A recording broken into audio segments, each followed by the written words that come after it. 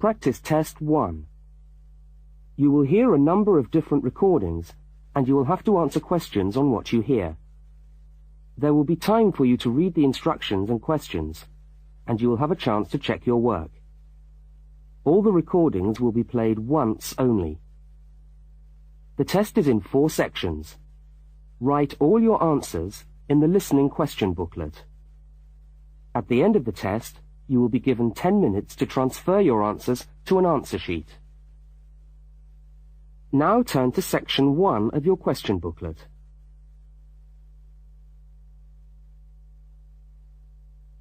Section 1. You will hear a telephone conversation between a woman and a police officer. First, look at questions 1 to 5. For each of the questions, 4 alternatives are given. Decide which of the alternatives, A, B, C, or D, best fits what you hear on the tape, and circle the appropriate letter.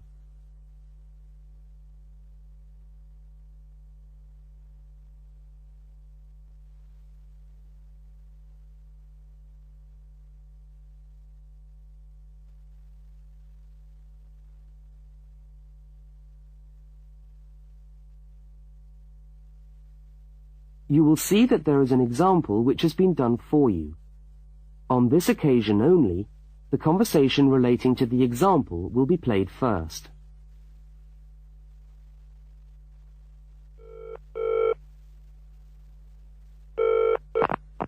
Good evening, City Police Station. Can I help you? Oh, hello. I'd like to report a stolen briefcase, please. Just a minute and I'll put you through. The woman says she wants to report a stolen briefcase, so A has been circled. Now we shall begin. You should answer the questions as you listen, because you will not hear the recording a second time. Now listen carefully to the first part of the conversation, and answer questions 1 to 5.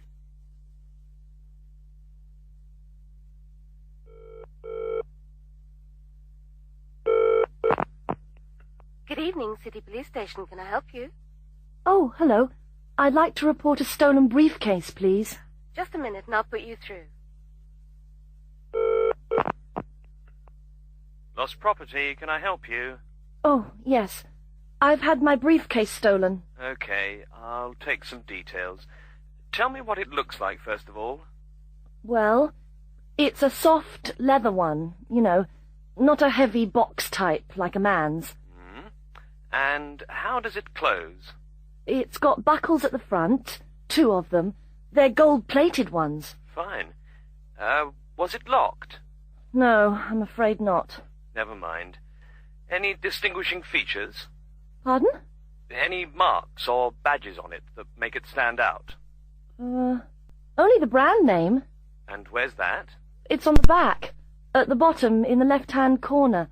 It's saggy. Oh, and there's a scratch. It's quite bad, but small, directly above the brand name. I did it recently, putting it on my bike. I got that. So, what did you have inside the briefcase? Well, all my papers from college. It's so frustrating, but thank goodness for computers. I haven't lost them completely. Yes, you're lucky. I had my wallet in my pocket, so I didn't lose that. But there were also my pens, which I got for my birthday, and a novel I was planning to read on the train. Right. Where exactly did you lose the briefcase?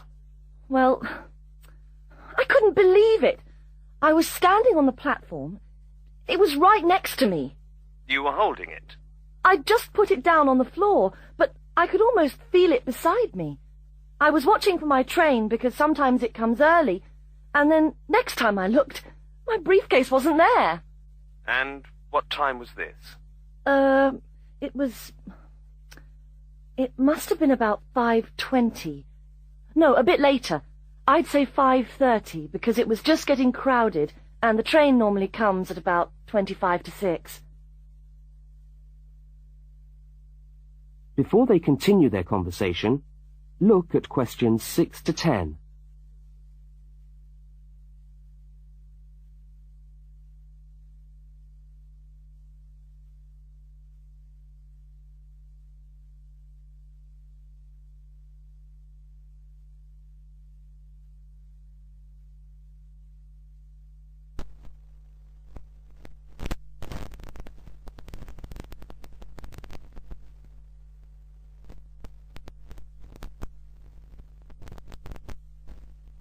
As you listen to the rest of the conversation, complete the form by filling in the numbered spaces 6 to 10.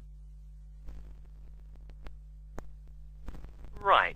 If you'll just give me some personal details. Yes. What name is it? I'm Mary Prescott. Can you spell that? Yes, it's Prescott.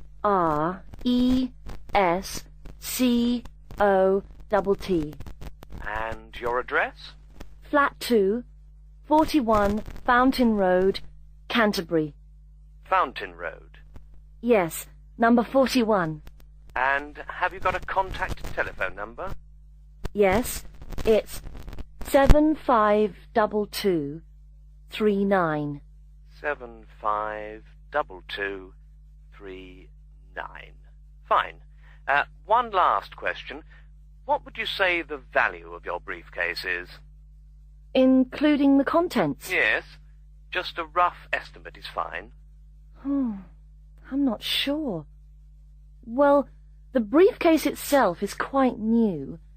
I bought it last month for £40. I suppose about £65. The contents are worth about £20 or £25 at least. That's fine. Well, if you could come down to the station tomorrow, you can sign this form and have a look at what we've got here. Okay, thanks. Bye. Goodbye.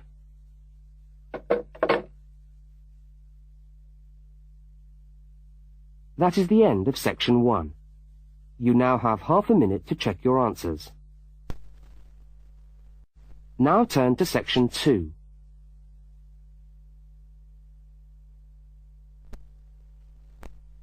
Section 2. You are going to hear a news report from an Australian radio program. First, you have some time to look at questions 11 to 13.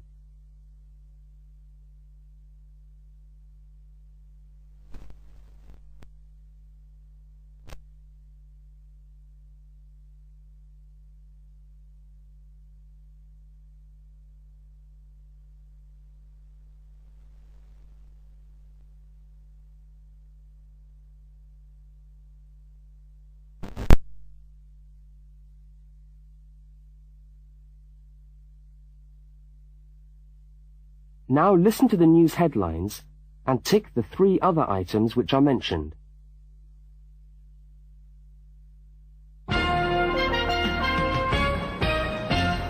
This is the 6 o'clock news for Tuesday the 25th of November. And first the headlines. The Prime Minister has promised to help the drought-stricken farmers in the northern part of the country who haven't seen rain for nearly 2 years.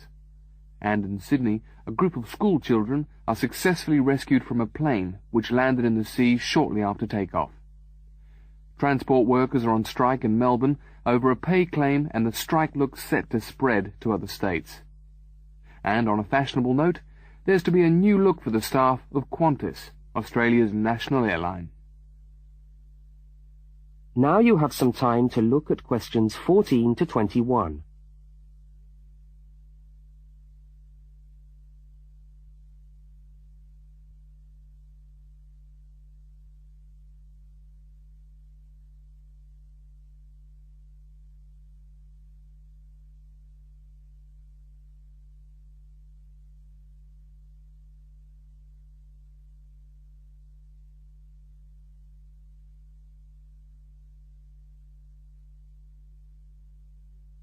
As you listen to the rest of the news, complete the notes in the spaces provided.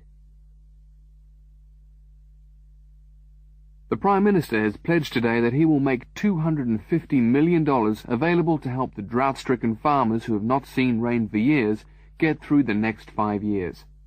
Money that was to have been spent on the restructuring of Sydney's road system has been reallocated to what the Prime Minister described as a more worthy cause. Farmers are to receive financial assistance to help see them through the worst drought in over 50 years. Many farmers feel that while the money is welcome, it has come too late to save them and their farms from financial ruin, and are angry that the government did not act sooner.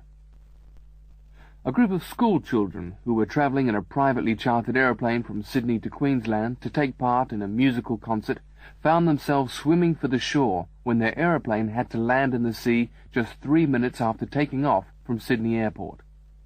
The pilot managed to bring the aircraft and its 50 passengers down safely in the calm waters of Botany Bay, where boats and pleasure craft were able to come to the rescue of the boys.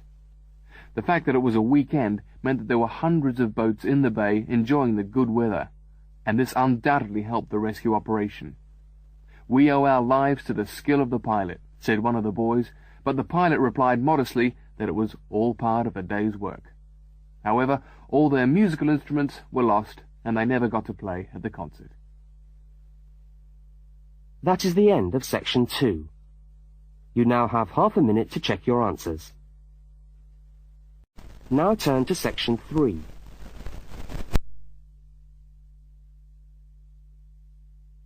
Section 3. In this section, you will hear a conversation between a university student and a university lecturer. Look at questions 22 to 25. For each of the questions, 4 alternatives are given. Decide which of the alternatives best fits what you hear on the tape and circle the appropriate letter.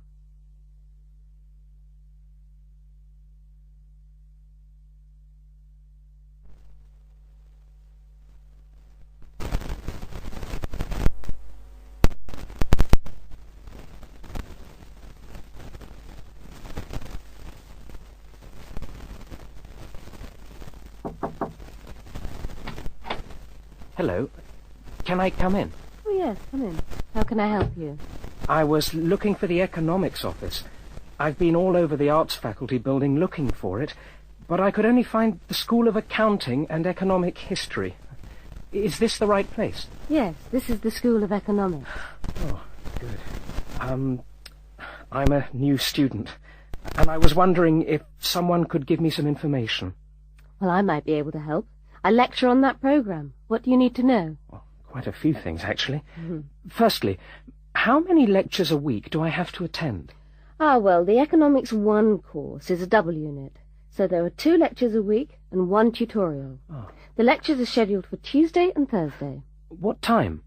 Let me see. You know, this information is all in the handout, which you should have received yesterday at the orientation meeting. Oh, was there a meeting yesterday? I didn't know about that. No one mentioned... Yes, there was. But never mind. Now, lectures are at 4 in the afternoon. Ooh, 4's a bit late. I've got a part-time job that starts at 4:30. Well, you can't be in 2 places at once, can you? And attendance at lectures is necessary. We expect at least 90% attendance at this university, you know. 90%? That's high. Do they enforce that rule? Yes, we do. We're pretty strict about it, actually. And what times have been set down for the tutorials? Do you have that information? That's a very well-attended course, so there's a number of tutorial times. Monday, Wednesday, and Friday, all at 9 o'clock. Yours will be allocated at the first lecture. Can't I choose the time? Maybe, maybe not. You'll have to talk to the lecturer on the course. Dr. Roberts is his name. Oh, okay. Now look at questions 26 to 31.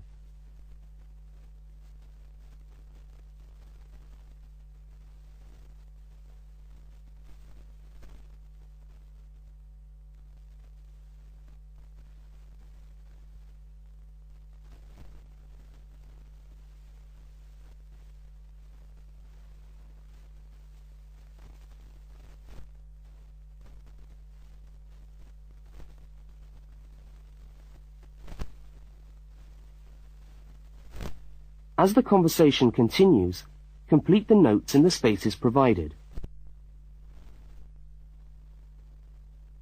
Anything else I can help you with while you're here? Well, yes, actually. Do you know what the course requirements are? I mean, how much work is expected for this course? Well, you have to complete a tutorial paper. What does that involve? Well, it's a piece of work on a given topic based on some set reading texts. You'll have to give a small talk to your tutorial group. How long does that have to be? Oh, about 25 minutes usually. I have to talk for 25 minutes? Yes, that's right. And then you have to write up your piece of work and give it to the lecturer to be marked. Right. And is that all? No. You also have to complete a 3,000-word essay on a topic.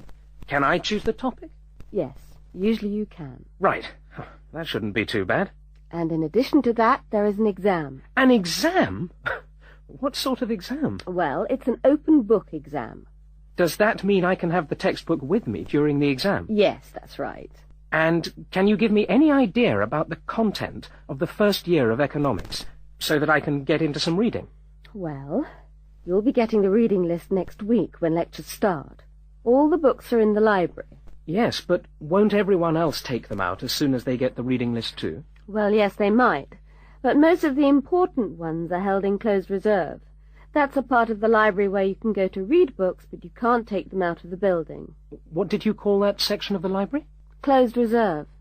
However, we do recommend that you buy the core books. You'll find them useful, and you'll need them for the exam. Yes, I suppose I will. But what is the focus of the course? Well, the course at this university has a vocational focus. That is, a focus on preparing its graduates for work, so we're orientated very much towards employment. Oh, so my chances of getting a job are good? Well, provided you get good results. Well, look, thanks for your time. You've been really helpful. That's fine. See you next week, then.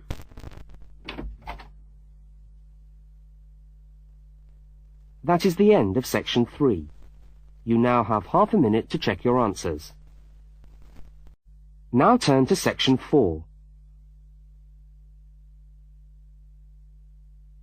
Section 4. You will hear a talk given by a university lecturer about the structure of the university. First, look at questions 32 to 36.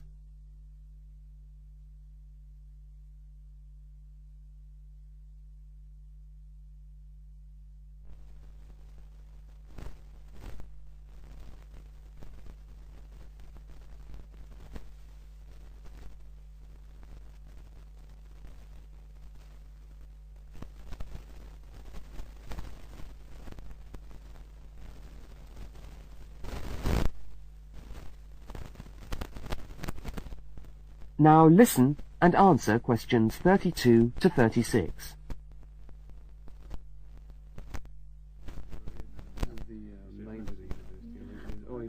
Good morning, and welcome to the University of Westlands. My name is Marcia Mayhew, and I'm the coordinator of the Bachelor of Social Science degree. This morning, I'd like to tell you about the structure of the university and about some of the requirements of the degree that you're about to enter. The Bachelor of Social Science is in one faculty within the university. That is the faculty where I work, known as Arts and Social Sciences. Here on this campus we also have the faculties of Architecture, Law and Science and Technology, among others. It's important to know something about the structure of the faculty because as you go through your course, you may need to call on members of the staff to help you. At the top of the faculty, we have a dean, and below the dean, we have 3 divisions. Each division has a divisional head, and your degree is located in the Division of Social Sciences. Within each of the divisions, there are the departments, and each of these offers the different degrees. For instance, 2 of the departments which offer the major subjects for your award are sociology and psychology. Each has a departmental head, but for practical purposes, the people you are going to see the most of are myself as coordinator of the Social Sciences degree and the actual lecturers who are teaching the subjects that you are taking. For instance, in the first semester, you'll be doing 4 subjects: psychology, sociology, history, and economics. If you have any problems or difficulties, not that I'm anticipating you will, but you never know, then you should go and see your lecturers. For instance, you may find that you can't meet a deadline for an essay, or perhaps you're having problems with attendance. These seem to be the two most common problems that students face.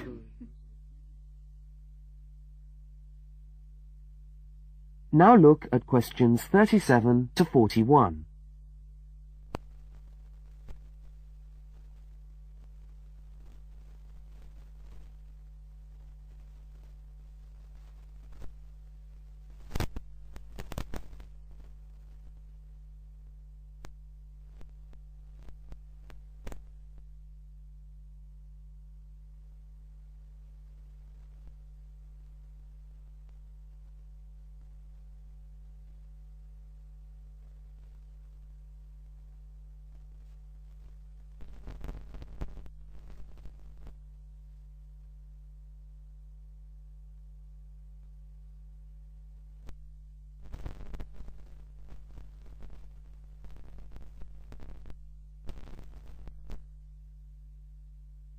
As you listen to the rest of the talk, answer the questions 37 to 41. If your lecturers are unavailable, you can always come and see me in my office. I'm available on Wednesday and Thursday mornings and on Friday afternoons. Outside these hours, perhaps you could ring the secretary and make an appointment. Now, you'll note that all of the subjects which you undertake in the first year are composed of lectures and tutorials. A lecture is about an hour long, and a tutorial usually runs for about 2 hours. A lecture is rather like what I'm doing now, where one person will talk to all of you together on a subject. Now, we do ask you to try to attend the lectures. A tutorial is perhaps where most of the learning occurs at a university. You will be divided into groups of between 12 and 15 students, and each week one of you will have to present a piece of work to the group as a whole, and then the group will discuss what you've said. It's this discussion, this exchange of ideas, which really constitutes the basis of university learning, in my view. Listening to lectures in many ways is just giving you information that you could access for yourself in the library. But the discussion at the tutorial is very important. This doesn't mean that you shouldn't go to the lectures, though. Other factors to be particularly concerned about are the structure of essays and delivery of written material. And in particular, I would like to mention the question of plagiarism. Plagiarism is taking other people's work without acknowledging it. That is, without saying where it comes from. Now, of course, all essays are based on research done by other people, but you must remember to attribute the work to the original writer. And while it's a good idea to work with other people, don't hand in work which is exactly the same as your friend's work, because we will notice. If you don't acknowledge the source of your information, then you run the risk of failing the subject, or in very serious cases, you might be denied entry to the university. Last but not least, stay in touch with us. If things are getting you down, don't go and hide. Come and talk to us about it. That's what we're here for. Right. Thank you very much for coming along today.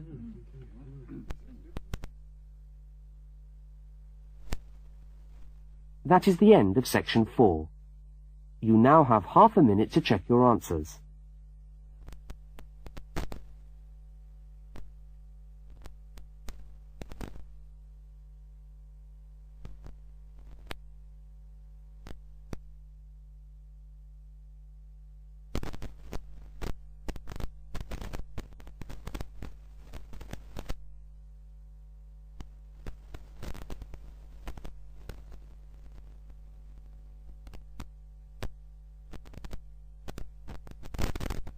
That is the end of the listening test. You now have 10 minutes to transfer your answers to the listening answer sheet.